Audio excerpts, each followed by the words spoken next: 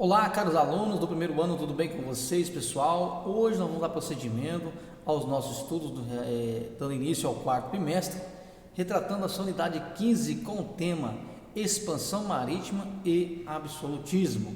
No nosso menu principal, nós iremos abordar a Europa do século XV e também a Europa do século XVI, como vocês podem observar aqui, certo?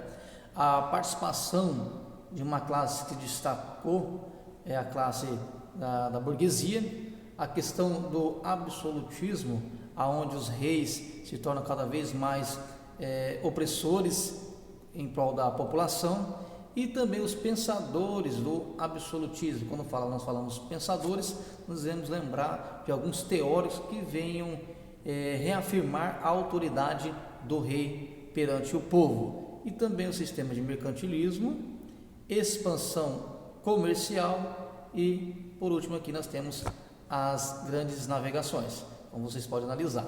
Pessoal, durante o século XIV e durante o século XV, a Europa Ocidental ela estava passando por um período de grandes transformações. No século XIV e o século XV, a Europa Ocidental passou por um grande período de muitas transformações, e essas transformações foram drásticas e temíveis, pessoal. Ou seja, elas foram revolucionárias e também inovadoras. No século seguinte, as mudanças acabavam alterando vários aspectos da vida cotidiana da população europeia do Ocidente, gerando até mesmo consequências para o grupo. Deu para entender, pessoal? Consequências para o grupo, estabelecidos em grande distância daquele continente. Mas vamos ver também os dois séculos, que naqueles dois séculos, no século XIV e no século XV, é preciso analisar e recuar um pouco no tempo para a gente analisar os motivos e os fatores que venham a colaborar para a tamanha modificação na questão das estruturas políticas, econômicas e até mesmo sociais e culturais no mundo europeu. Tudo bem, pessoal? Nós vamos abordar tudo isso. Bom, no nosso próximo slide nós temos aqui a Europa do século XV e do século XVI. Como havia explicado agora há pouco, na Europa do século XV e XVI, que mudanças ocorriam, no caso, na sociedade, na economia, na política e também na religião. Tudo bem, pessoal? Na religião. Nós podemos observar que esses motivos acabaram colaborando para modificar as estruturas sociais, política, econômica, cultural, até mesmo a questão da religião. Tudo bem, pessoal? Essas modificações foram no caso, foi o declínio do poder entre os senhores feudais e do próprio sistema feudal, correto? Que esse sistema feudal ele foi gradualmente sendo substituído pelo poder centralizado. Deu para entender? O poder, o sistema do feudalismo, o senhor feudal ali, o sistema feudal, ele foi substituído gradualmente para um outro modelo, para um governo centralizado. E esse governo centralizado, ele é na figura do rei, aonde ele vai se tornar absoluto, por isso que tem o nome absolutismo. Tudo bem? Aqui vai ser substituído pelo poder centralizado dos estados modernos. Segundo, nós também podemos analisar a questão do crescimento e o fortalecimento da classe burguesa, acompanhado justamente pelo renascimento urbano e comercial. É lógico, também os questionamentos que estão dirigidos principalmente na questão da religião, estão dirigidos à questão da Igreja Católica. É uma instituição que exerceu forte controle ideológico, certo? E cultural durante os primeiros séculos do segundo milênio. Tá ok, pessoal? Do segundo milênio. Bom, já no nosso próximo slide nós temos aqui a participação da burguesia. Pessoal, preste bem atenção. A expansão do comércio externo e o renascimento do comércio interno e das cidades proporcionaram à burguesia, especialmente de regiões situadas aqui ao norte da Península Itálica, como você pode analisar com o professor aqui, o norte da Península Itálica, ok? Considerável enriquecimento, ou seja, essa burguesia, foi possível ela ter um grande acúmulo de capital que possibilitou o desenvolvimento das cidades, ou seja, o desenvolvimento urbano, acompanhado do surgimento de várias inovações mercantis, como por exemplo bancos e as letras de câmbio. Ok, pessoal? Bancos e a letra de câmbio. Aqui é bom nós podemos analisar que essa participação da burguesia, a burguesia no caso, ela participou de várias expedições de cruzadas. O que são cruzadas, né? São expedições religiosas. Gostaria muito que você grifasse aí no seu livro didático, na página 5, que são cruzadas. São expedições religiosas e possuem dois caráteres, tipo o caráter militar e também caráter religioso pela Igreja Católica. Mais uma vez, as cruzadas são expedições religiosas de caráter militar, certo? Caráter militar e religioso, empreendidas pela Igreja Católica, que acabaram inaugurando uma nova relação entre o Oriente e entre o Ocidente. Também nós podemos analisar que há várias divergências religiosas, apesar de intensas serem violentas, não impediram que ocorressem trocas comerciais, trocas culturais entre as populações, ok? Entre as populações de culturas totalmente diferenciadas. Nesse sentido, nós podemos observar que no Oriente ele passou a influenciar o modo de vida do Ocidente. Então, preste atenção que o lado oriental ele passou a modificar o modo de vida da população do Ocidente. Com quem? Com seus produtos comerciais, com suas tecnologias e os seus conhecimentos. Então, o Oriente teve muita influência no Ocidente. Tudo bem, pessoal? O Oriente influenciou muito o Ocidente. Já na questão do absolutismo, pessoal, nós podemos observar o que é o absolutismo? É forma de governo em que o poder dos governantes não dependia do controle de outros poderes, ok? Mas era de alguma maneira limitado constitucionalmente, você pode analisar aqui, em relação aos valores e também às crenças, tá? Uma pergunta que eu quero fazer: quem era fominha nessa ligação dos dois mundos, entre o Oriente e o Ocidente? Pessoal, os burgueses. Os burgueses, eles eram fominha, certo? Por que fominha? Porque eles queriam transportar, eles queriam comandar tudo. Então eles eram fominha nessa ligação dos dois mundos, entre o Oriente e o Ocidente. Os burgueses que comandaram o transporte de muitas cruzadas em direção à Terra Santa, em direção a reconquistar a cidade de Jerusalém, que estava nas mãos dos muçulmanos. No retorno de Jerusalém, eles voltavam no caso com suas embarcações repletas de mercadorias de grande interesse comercial, além dos produtos orientais que abarrotavam os porões das frotas burguesas, seguiam também embarcados com costumes e com várias tradições, cultura e conhecimento do Oriente. A vida na Europa, aos poucos a vida na Europa, ela sofreu profundas modificações. Entre as mais evidentes transformações, exemplos podemos citar, que foi a questão do comércio, cada vez mais vigoroso e cada vez mais rendeu lucro consideravelmente, notavelmente aos burgueses. Deu para entender, galerinha? Então, o comércio se tornou cada vez mais vigoroso ali no Ocidente, rendeu aos burgueses enriquecimento, por isso que tem no slide anterior, possibilitou um acúmulo de enriquecimento de mercadorias para os burgueses devido a essas cruzadas, certo? Eles saíram em busca de conquistar a cidade santa, Jerusalém, só que quando eles voltavam do Oriente, eles viam que as embarcações repletas de mercadorias que tinham grande valor na Europa ocidental. Além das mercadorias, tinham os valores, tinham os costumes, os conhecimentos, as tradições, tudo isso possibilitou um grande enriquecimento na parte ocidental, certo? O comércio na parte ocidental se tornou vigoroso, principalmente a burguesia do norte da Península Itálica, como o professor já explicou agora no slide anterior, e da região dos Países Baixos. O acúmulo de capital proporcionou um grande desenvolvimento urbano, acompanhado de inovações mercantis, como os bancos e também a letra de câmbio, que eu expliquei agora há pouco neste slide aqui, as letras de câmbio.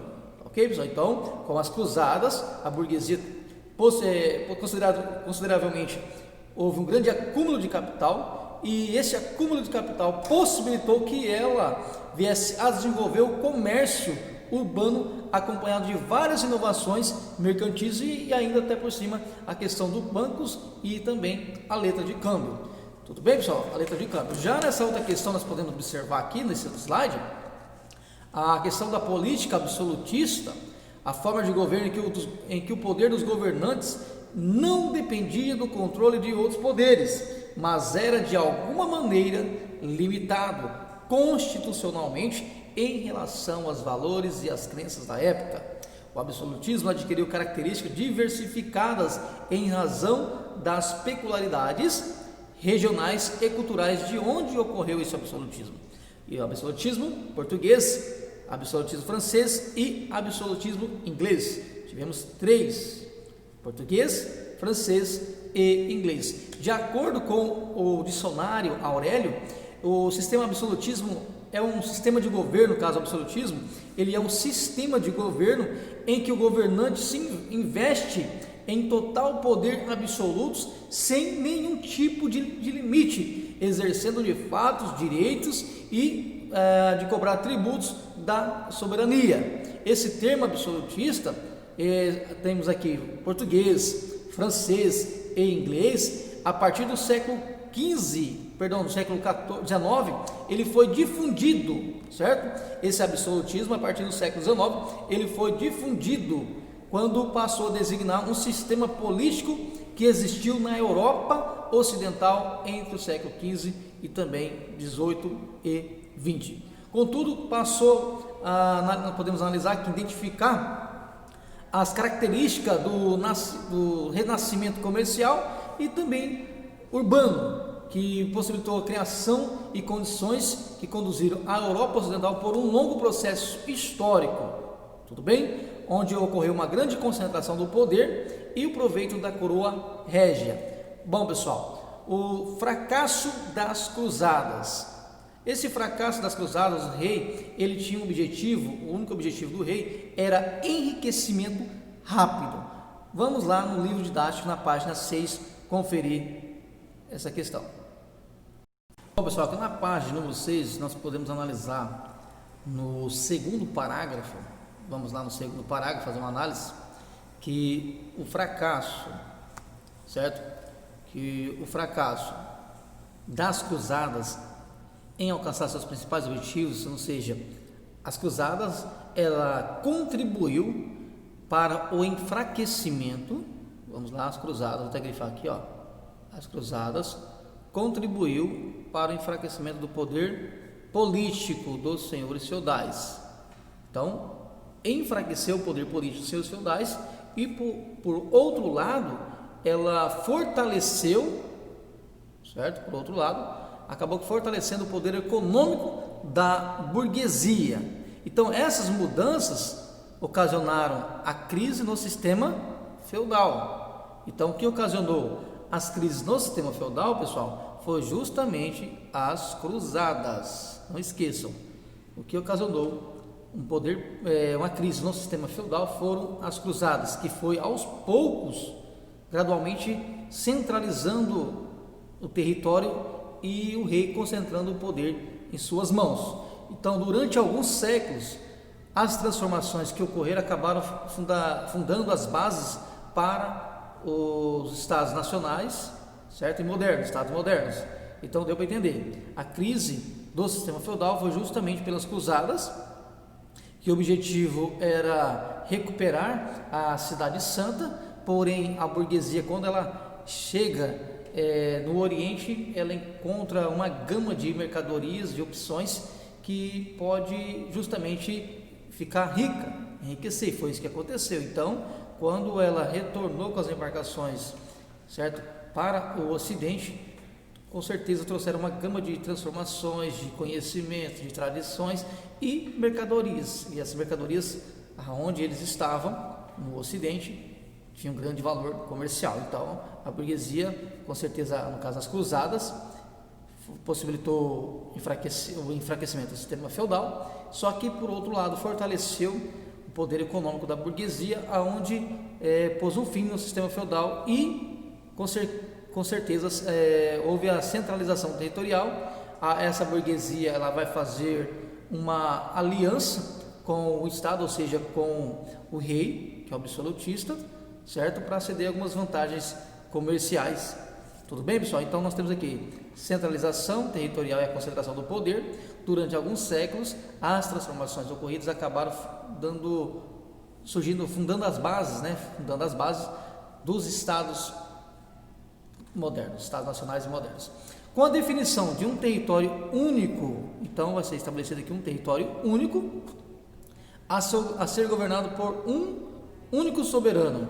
Então, aqueles territórios que antes eram todos fragmentados em vários senhores feudais, nas mãos de vários senhores feudais, agora o rei ele vai unificar, vai retirar dos nobres, que são senhores feudais, vai retirar aquelas terras que estavam na mão dos nobres, e agora o rei ele vai concentrar, ou seja, ele vai centralizar todas as terras em sua pessoa. Então lá, com a definição, preste atenção, vamos aqui com o professor, no livro didático, com a definição de um território único, apenas um território, a ser governado por um único soberano, ou seja, com o rei, surgiram determinadas necessidades de serem supridas, certo? Serem supridas. Entre elas, nós temos a manutenção do território, que para manter aquele território organizado, exigia uma formação de um exército profissional para garantir a segurança de todos. Então, os reis sabiam que seus estados só sobreviveriam com um forte aparato militar. Então, o rei, com certeza, conseguiu arrumar um exército. Para o historiador Perry Anderson, ele destaca o significativo que o primeiro imposto nacional, a ser estabelecido é nacional e regular, a ser instituído na França, o taille royal, tenha sido criado para financiar as primeiras unidades militares regulares na Europa. O bom funcionamento do exército do rei exigia que o Estado criasse um complexo e eficiente aparelho administrativo, ou seja, esse aparelho administrativo seria um verdadeiro sistema burocrático que era responsável pelas políticas públicas do rei, do Estado. Elaboração de leis e cobrança de impostos eram apenas algumas das atribuições das burocracias estatais ou estados, que passaram a empregar um número de funcionários cada vez maior, remunerados pelo próprio Estado. Tudo bem? Pelo próprio Estado. Paralelamente a esse processo histórico, os estados eles instituíram uma moeda única. Então, pessoal, o rei ele estabeleceu uma moeda única, porque para a burguesia comercializar dentro dos feudos, era como se fosse um sistema de pedágio. Para mim sair de uma salinha, para entrar já tinha uma taxa, tinha um peso, tinha uma moeda, tinha uma medida. Para mim sair daquela sala, daquele feudo, para entrar para um outro feudo, eu já teria que pagar uma outra taxa, uma outra moeda, um outro peso, uma outra medida. Então era assim, se tivesse 20 feudos, 20 salas, tinha 20 impostos, 20 moedas, 20 pesos, 20 medidas, tudo diferente. Agora o rei ele vai centralizar todas as terras em sua pessoa, e para ficar fácil um acordo que o rei vai fazer com a burguesia queria vantagens comerciais e o rei precisava de um exército, mas não tinha dinheiro. Então a burguesia injeta dinheiro no rei, certo? Em troca o rei cede vantagens comerciais para a burguesia. Então, se você pode analisar aqui, paralelamente a esse processo histórico, os estados instituíram uma moeda única e padronizaram os pesos e as medidas em seus reinos. Os procedimentos reais tinham objetivos bem específicos, ou seja, a ideia era estimular e facilitar as transações, comerciais. A lógica dos reis era perfeitamente compreensível, uma vez que o desenvolvimento, como você pode observar aqui, comercial atrairia mais capital, possibilitando a ampliação das próprias riquezas. Afinal, quanto maior o comércio, maior o volume de dinheiro circulante e, consequentemente, mais e maiores os impostos a serem pagos pelos súditos. Para colocar tantas medidas em prática, os governantes lançaram mão de várias prerrogativas que foram vistas como demonstração de poder limitado e arbitrário. Logo, atribuiu-se a essa forma de governo de denominação de absolutismo. Então, o rei ele vai concentrar o poder em suas mãos. Por que concentrar? Porque antes da invasão do Império Romano, o rei, ele tinha os dois poderes em suas mãos. Quais, professor? O poder político e o poder econômico. Quando houve a invasão dos bárbaros, os escravos do Império Romano fugiu para a área rural, sendo que aquela área rural no caso era do rei, certo? Era do rei, aonde aquele escravo vai pedir emprego, pedir terra para aquele nobre, certo? Na área rural. Então, quer dizer que quando o rei, ele separou, ele colocou os nobres na área rural e ficou ali no império. Então, o que acontece? O poder político está na sua mão e o poder econômico ficou na mão dos senhores feudais. Agora ele vai centralizar o poder político e econômico nas suas mãos novamente e vai retirar os senhores feudais, que são os nobres daquelas terras das áreas rurais, e vai centralizar tudo na sua pessoa. Então, aqui ele está se tornando absolutista, certo? Absolutista.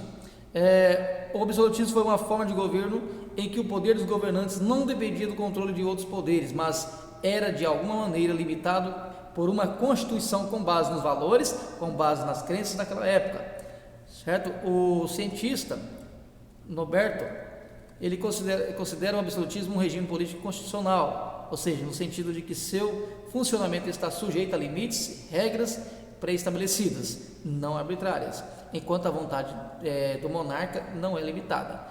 Sobretudo de tradições seculares e profanas. É importante destacar que esse absolutismo ele acabou adquirindo características diversificadas em razão dos locais, da região e da cultura do local. O absolutismo português ele foi bastante distinto, diferente, ou seja, do francês e também do inglês, que também tinha algumas significativas diferenças entre um local e outro. Em suma importância, nós podemos dizer que não houve um absolutismo como um fenômeno único, mas vários absolutismos que foram adaptados à contingência de cada local, ou seja, de cada estado. Tá ok, pessoal? De cada estado. Bom, nós podemos observar lá no nosso slide, vamos lá para o nosso slide agora. Bom, pessoal, como eu estava explicando para vocês, necessidades e mudanças do Estado moderno estão centralizados e pautados pelos interesses interesses burgueses. Então, nós temos aqui o rei, apesar da formação do Exército Nacional em Defesa do Território, foi estabelecida uma formação de um aparelho administrativo com cobrança de impostos e foi instituída uma moeda única e padronizada de pesos e medidas para facilitar as transações comerciais, com certeza aqui em prol da burguesia, da classe burguesa. Aqui nós temos alguns pensadores que está registrado na sua página número 7, Nicolau Maquiavel, com a obra do Príncipe, de 1469 a 1527, Jean Bodin, de 1530 a 1596, a obra República, e Thomas Hobbes, que tem a obra O Leviatã, que foi publicada em 1588, suas ideias, até 1679. Bom, pessoal, nós temos que analisar que Florentino Maquiavel, de 1469 a 1527, ele teve seu nome totalmente aportuguesado para Nicolau Maquiavel. Segundo foi o francês, como eu falei para vocês, Jean Bodin, e o terceiro, Thomas Hobbes. Pessoal, Nicolau Maquiavel, ele inaugurou uma nova era, ou seja, um novo pensamento, ou seja, ele defendia um pensamento político. Nicolau Maquiavel, ele defendia um pensamento político, e esse pensamento tem origem mundana. Esse pensamento dele foi criado para organizar o convívio entre os próprios homens, certo? Então, o pensamento de Nicolau Maquiavel foi justamente pensando no convívio entre os seres humanos. Maquiavel ele acreditava que o homem ele é mau por natureza. Os homens são ingratos, as sociedades são ingratas, são volúveis, fingidos e dissimulados, avessos ao perigo, ávidos de ganhos, e que acabava contribuindo para que ocorresse uma grande desordem que prevalecesse entre as pessoas, certo? Entre as pessoas. Maquiavel também, ele criou uma das mais fábulas obras de todos os tempos. Qual foi o nome dessa obra? Nós podemos observar que foi O Príncipe, chamada de Príncipe, de 1512 e 1513, a obra no ano que publicou. Acabar fornecendo algumas orientações práticas. Essa obra oferece algumas orientações práticas de um governante para administrar o próprio território com êxito. Então, essa obra, o príncipe, foi estabelecida para um governante, para ele poder governar, administrar o seu território com grande êxito. São orientações práticas e administrativas, certo? Para administrar com êxito o território. Para Maquiavel, era fundamental para qualquer Estado funcionar legalmente, são boas leis e um bom exército. Por isso que vários reis absolutistas adotaram a teoria de Maquiavel, certo? Para ter um Estado em bom funcionamento, teria que ter boas leis e teria que ter também um bom exército. Para ele, o governante deve levar efeito todas as violências necessárias praticadas e para também que pudesse ocorrer uma renovação a cada dia nas leis, certo? A receita para Maquiavel poderá inspirar confiança aos homens e também conquistar grandes simpatias, certo? A indicação de Nicolau Maquiavel é justamente a questão da moral. Vocês têm certeza de já viram esses pensadores em filosofia, certo? A moral, pois não considera os meios, certo? Não considera os meios para justificar o início. O que importa para Maquiavel é a moral, certo? O que importa para ele é justamente a moral. Não são os meios para conquistar confiança e simpatia de seus súditos, mas apenas os resultados, certo? Mas apenas os resultados. Ele ainda destaca que os meios serão sempre julgados. Interessante? Ele destaca que os meios serão sempre julgados e merecerão o elogio de todos quando o governante pretender conquistar e manter o seu estado.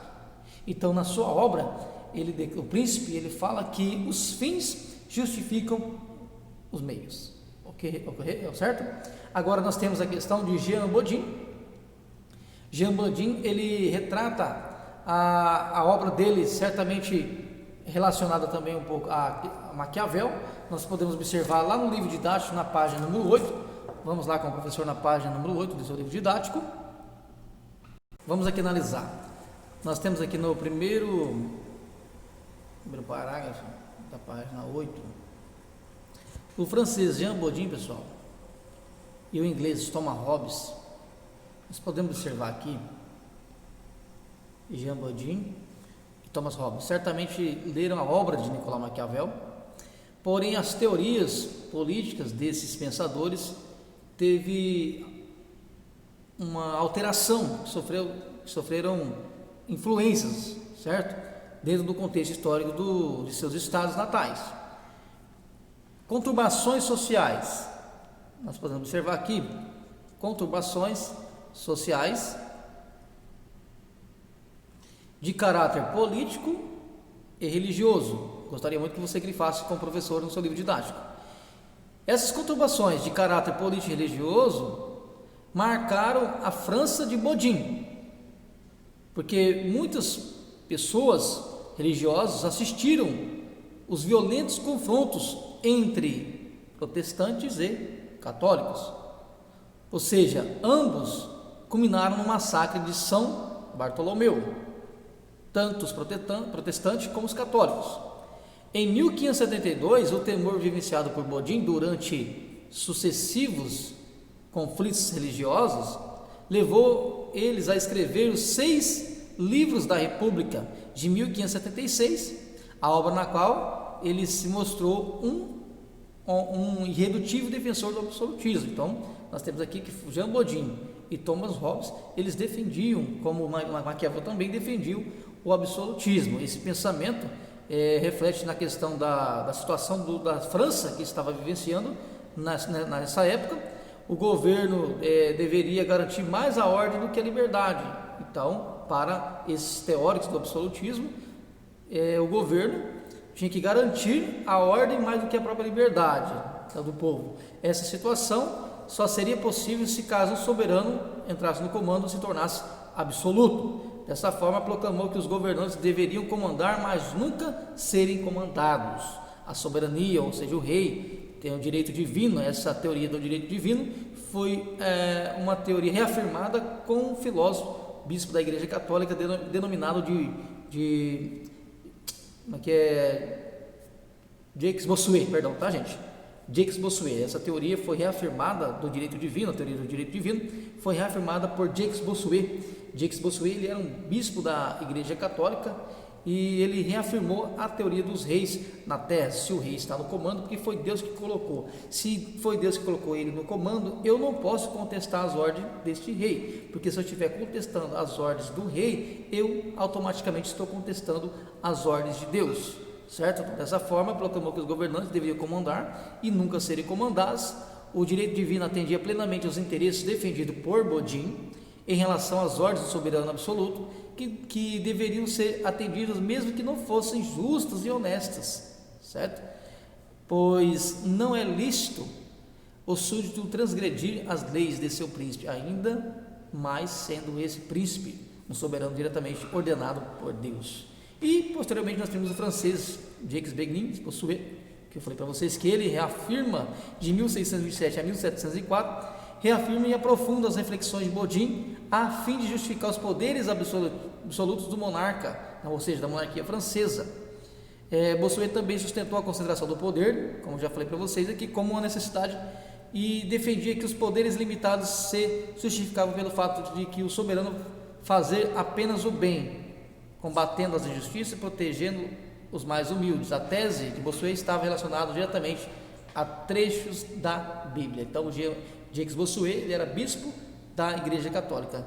Thomas Hobbes, nesse sentido nós podemos observar, certo? Thomas Hobbes aqui também viveu um período conturbado na história de seu país de origem, na Inglaterra, decorrência da mudança da dinastia dos Tudor para a dinastia Stuart, certo? Em 1603, quando houve aquela sucessão do trono de governante da dinastia Stuart, ali aconteceu foi violentamente interrompida pela execução do rei Carlos I, de 1649, depois das duas guerras civis, de 1642 a 1646 e 1648, que ali foi justamente nesse turbilhão de acontecimentos que Hobbes estava refugiado em Paris, de 1640 a 1651, e decidiu elaborar a sua teoria política, que foi publicada em 1651 com o título de Leviatã, certo? E o filósofo Renato Giannini, Ribeiro, afirma que a chave para entender o pensamento de Hobbes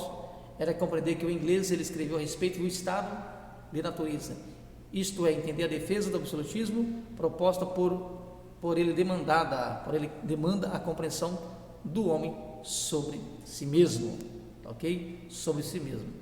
Bom, pessoal, o professor, a nossa videoaula vai ficar por aqui. Espero que tenha ajudado vocês a compreender o conteúdo. Caso surja dúvida, entre em contato com o professor, que o professor está à disposição de cada um para ajudar no que for preciso. Fica aqui um forte abraço a todos e aguardo vocês na próxima aula.